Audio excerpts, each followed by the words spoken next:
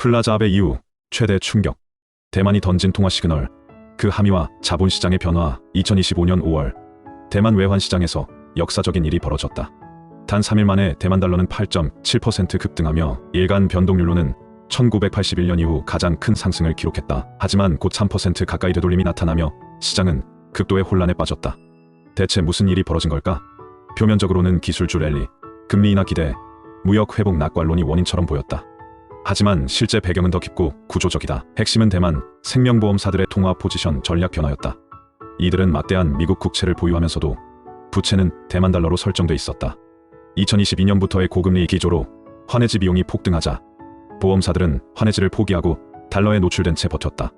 그러다 2025년 들어 달러 약세가 본격화되자 자산과 부채 불일치에 따른 환차손 회피를 위해 대규모 달러 매도에 나선 것이다. 여기에 수출기업들까지 달러 환전을 쏟아내며 외환시장은 한꺼번에 무너졌다.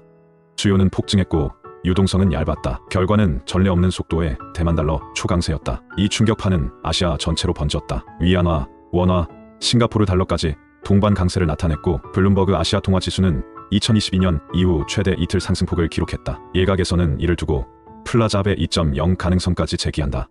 1985년처럼 미국이 무역 적자 해소를 위해 달러 약세를 유도하고 있다는 해석이다. 하지만 이번 급등은 단순한 해프닝이 아니다. 첫째, 달러는 더 이상 전 세계의 모든 부담을 감당할 수 없다. 둘째, 흑자국들은 점차 자국 통화 중심의 포지션으로 전환 중이다. 셋째, 이 변화는 단발성 조정이 아니라 구조적 패턴일 수 있다. 또한 미국의 무역 적자를 줄이겠다는 트럼프의 의지와도 맞닿아 있다고 해석할 수 있다. 문제는 강세 통화가 반드시 좋은 것이 아니라는 점이다. 특히 수출 의존도가 높은 대만이나 한국 같은 경제에는 가격 경쟁력 약화와 디플레이션 압력이라는 그림자가 따라붙는다. 플라자 합의 이후 일본은 수출 성장 압력을 막기 위해 1986년부터 5차례 금리 인하를 단행하며 내수를 부양했고 그로 인해 부동산 및 주식시장에 자금이 몰리며 버블이 형성되기 시작했다. TSMC는 이틀 연속 주가가 하락했고 대만 달러가 1% 오를 때마다 영업이익률이 약 0.4% 줄어드는 것으로 추정된다. 지금 세계는 기축통화에 대한 신뢰, 무역 구조, 통화 전략이 동시에 재편되는 거대한 전환점 위에 있다.